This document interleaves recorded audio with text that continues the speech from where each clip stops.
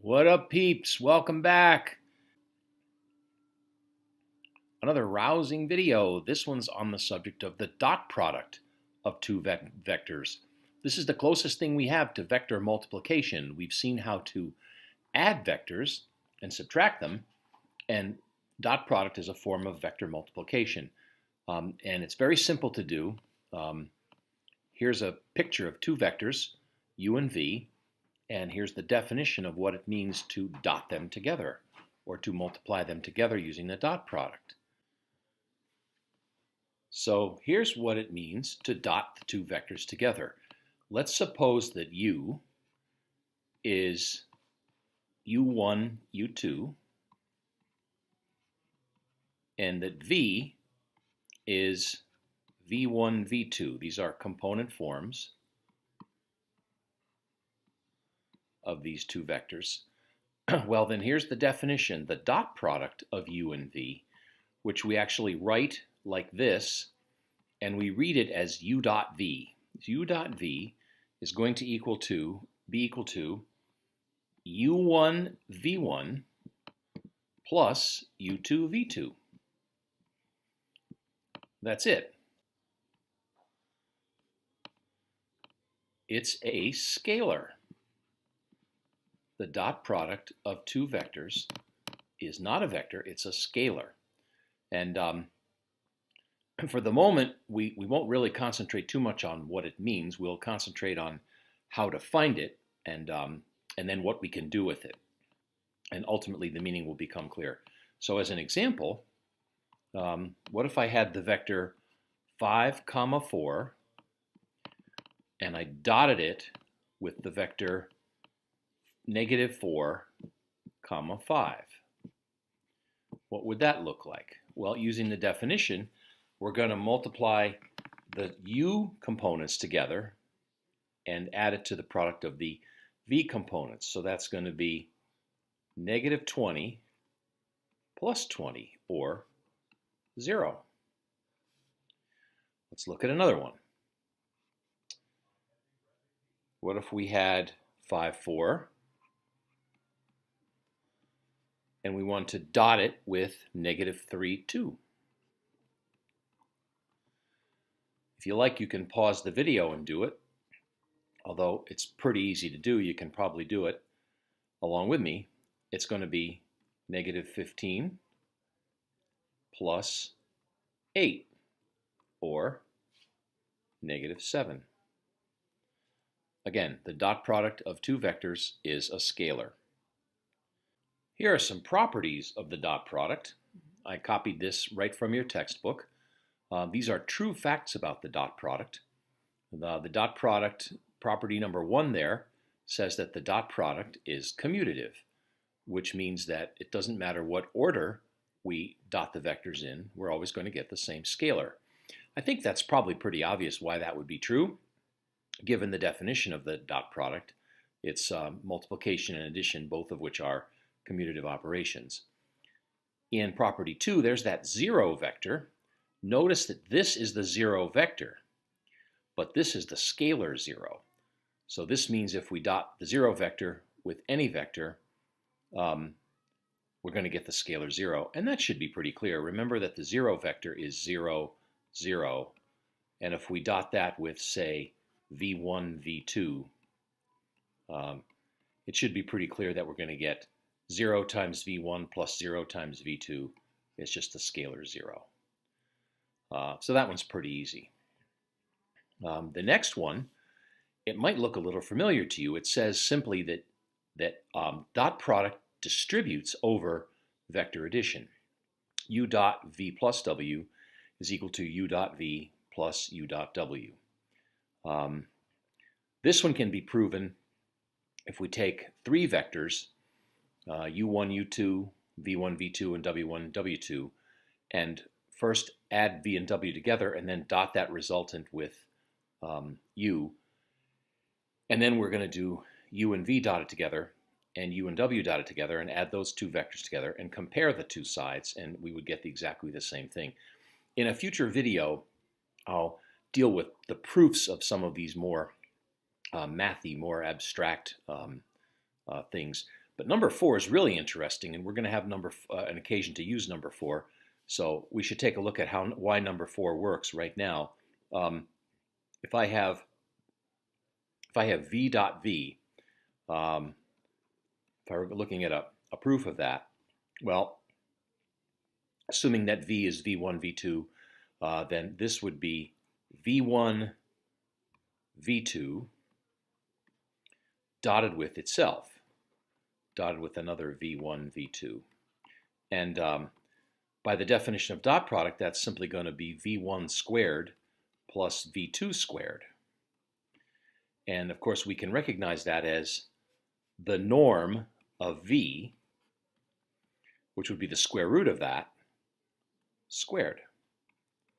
And this is a property that we'll have occasion to use from time to time. And then finally, scalar multiplication distributes over the dot product. That's what we've got going on there. Okay. Now, one of the uses of the dot product is it allows us to find the angle between any two vectors, which is very often a useful thing to want to be able to do. And there's a formula that we can use to do that. It says that the cosine of that angle, theta, the angle between the two vectors down here, is equal to the dot product of u and v divided by the product of their magnitudes.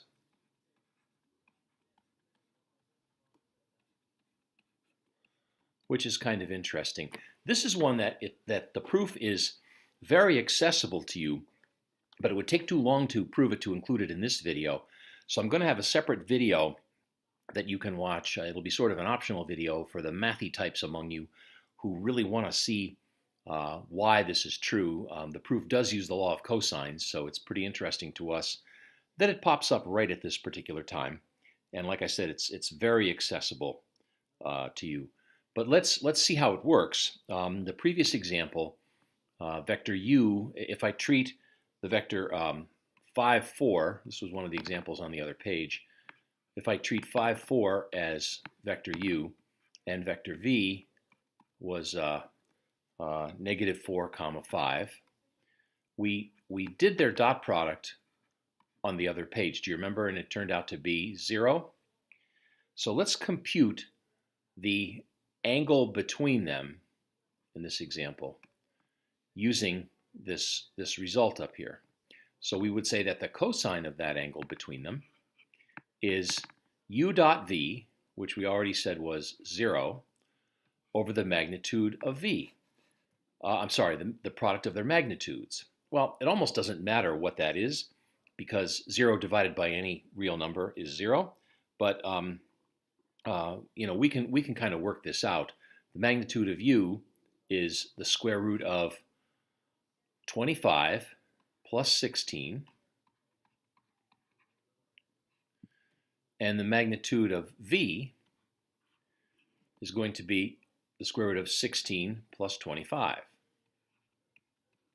Well, it's not too hard to see that both of those are 41, and when you multiply two square roots together, square root disappears, and 0 divided by 41, as we said before, is 0. 0 divided by any number, any real number, non-zero real number, is 0. Well, what angle has a cosine of 0? That's easy. Theta is pi over 2, or 90 degrees. And this is an interesting observation to make. If we have two vectors whose dot product is 0, it's going to turn out that the angle between them will be a 90-degree angle. And therefore, this is a way of testing vectors to see whether or not they're perpendicular. And we'll come back to that in a minute. Just for kicks, just for another example, what if I had the vectors 2, 1 and 1, 3? Well, a quick sketch. Rough, very rough. 2, 1 is here. 2i plus 1j, and 1, 3 is here. 1i plus 3j, and I'd be looking for the measure of this angle theta between them. So that would be I would say the cosine of theta is u dot v, well, their dot product, 2, 1 dot 1, 3, their dot product is going to be 2 plus 3, or 5. And this is going to be divided by the product of their magnitudes. Now, the magnitude of this vector, do you see what it is? Square root of 5? Huh? And this one is what? See it? Square root of 10. Hopefully you're getting to the point now where you can do some of this simple stuff in your head. And so this is going to be 5 divided by radical 50. And radical 50 is 5 radical 2. So that I can simplify this, and I get 1 over the square root of 2. And of course we know the angle whose cosine is 1 over radical 2 is 45 degrees. So that's the angle between those two vectors. All right? Now, I mentioned before the word perpendicular can apply if vectors have a 90-degree angle between them, but there's another word that we use with vectors, and that is the word orthogonal.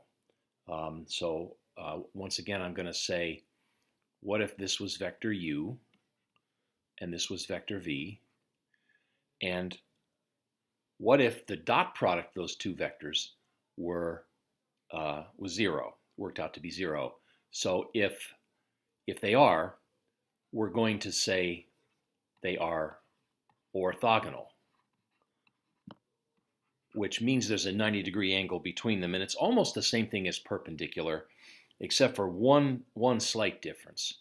So here's the definition. Two vectors are orthogonal if and only if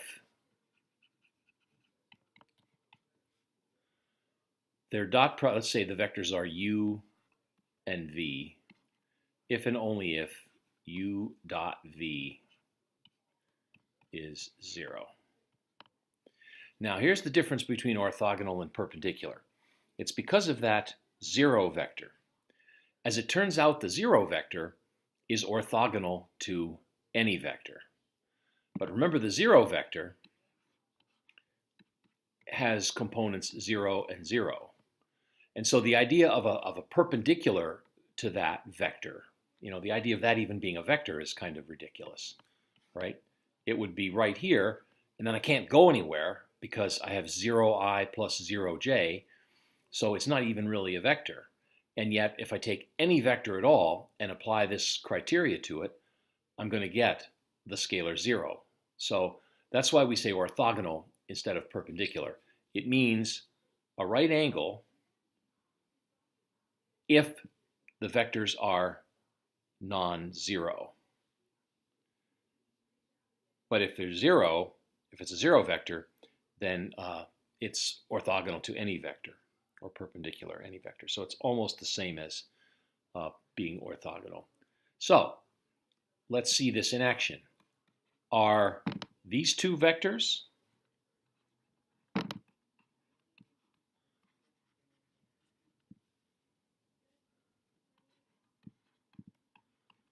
orthogonal?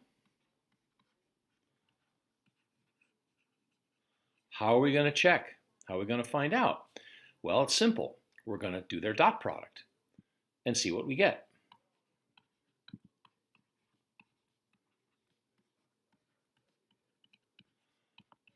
Do you see what it is? It's going to be 12. Well, 12 minus 12. We're going to get 0. So the answer is yes. Those two vectors are orthogonal.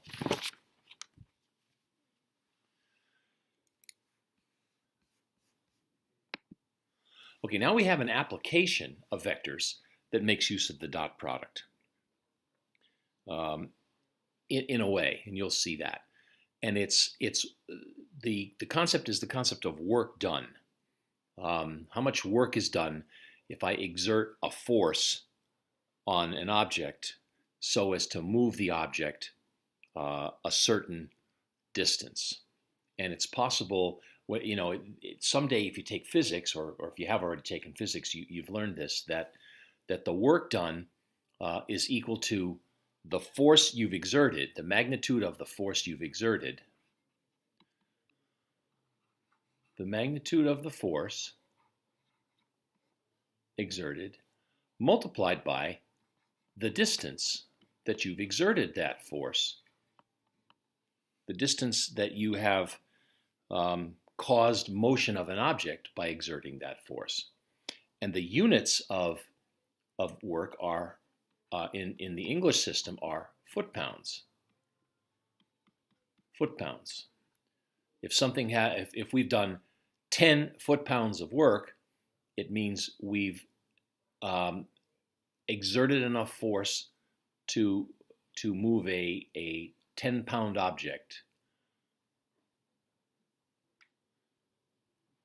to move an object of 1 pound 10 feet. So foot-pounds is the object, and foot-pounds are the units, and it makes sense because the magnitude of the force is going to be, the units of force are pounds, and the distance, if we have measured in feet, then it makes sense the units are foot-pounds. We could have also foot-miles, or rather, we could also have miles-pounds or inches-pounds, but typically the common unit is foot-pounds. So here's an example of what's going on there. If I have a constant force, then it's easy. I'm going to represent the force with a vector, and so the work done is just going to equal the magnitude of the constant force multiplied by the magnitude of the vector along which I've exerted the force. So if this is point P right here, and this is point Q right here, and let's say I've exerted the force on this object here, whatever it is, I've exerted a force of so many pounds. Oh, let's say, well, I'll use my example before. I exerted a force of 10 pounds. So this is the magnitude of this vector is 10, and I moved the object by exerting that force 60 feet. Then the work done, W, is the magnitude of the force I exerted multiplied by the distance I exerted it for, 60 feet. And so the total amount of work I did was 600 foot-pounds.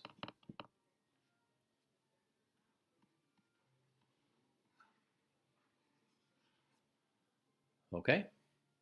So if it's a constant force exerted along a straight path, horizontal path, then the computation of the work is very easy. If the force is exerted at some angle to the horizontal, then it becomes slightly more complicated. An example of how this might happen would be if I was standing up here above this whole situation and I pulled on this blue vector, imagine if it was some kind of a rope, and I pulled on it with a force of 10 pounds, and I made an angle of, some theta degrees with the horizontal, that would still move the object along the horizontal. But let's see how the computation of that would be. So let's say that now I'm only interested in the horizontal component of that force. The force is being exerted at an angle of theta to the horizontal, but this is the only part of the force that's causing the object to move. So in this case, the work done is equal to the x component of the force that I've exerted. which I think you can see, if this is a force of F pounds, I think you can see that it's F times the cosine of theta. That would be the horizontal component, the x component, this distance of this vector. And I want to multiply that by the distance that I move the object for. This is not a dot. This is just multiplication. And so again, if I start at a point P and I move the object, I exert the force so as to move the object from P to Q, then the distance that I moved it for is going to be the magnitude of vector PQ.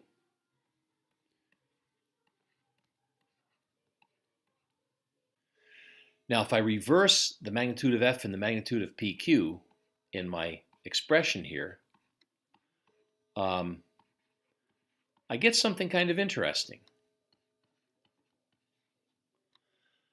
The formula for cosine theta, you might remember, was, it would have said that the cosine of the angle between those two vectors would be the dot product of the force vector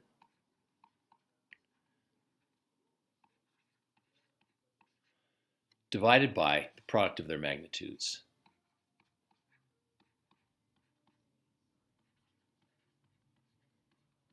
And so I think you can see what happens if I multiply both sides of this expression by the denominator.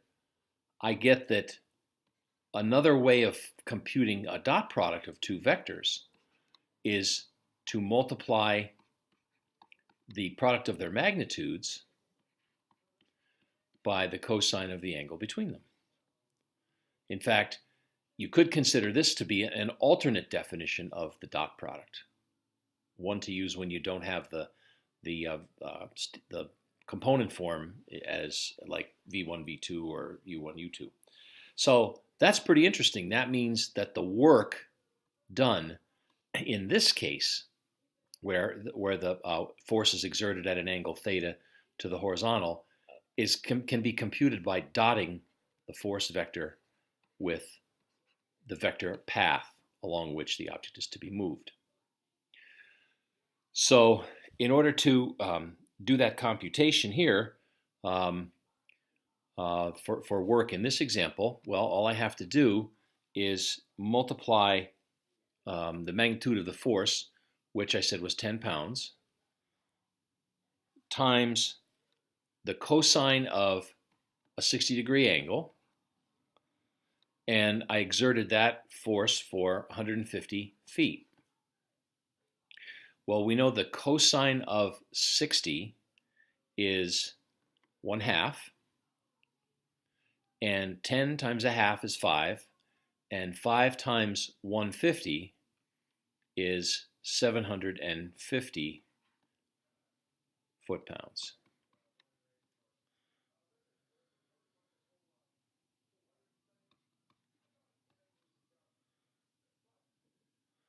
So it's interesting to compare these two scenarios. If I pulled the object straight across the floor, I'm doing twice as much work as if I walk and let the rope dangle down beside, let the rope dangle at an angle of 60 degrees to the horizon.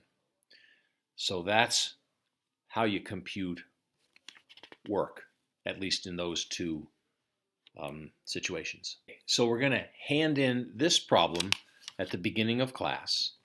Okay, I'm going to give you two vectors. The vectors are u, which is 0, 3,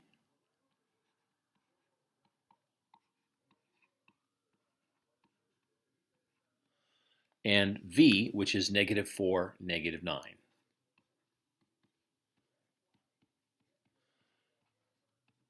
And I want you to first find the dot product. I want you to find u dot v. And then second, I want you to find the angle between U and V and round it to the nearest degree.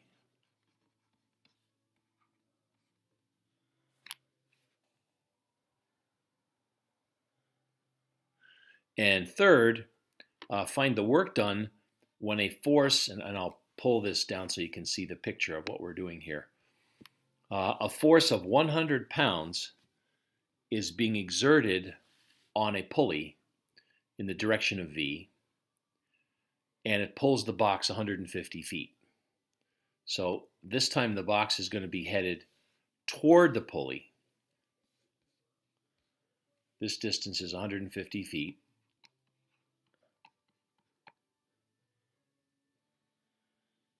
And the work is done. This V vector is what we're trying to, no, it is the magnitude of this is 100 pounds. This is a vector with a magnitude of 100. And let's say that the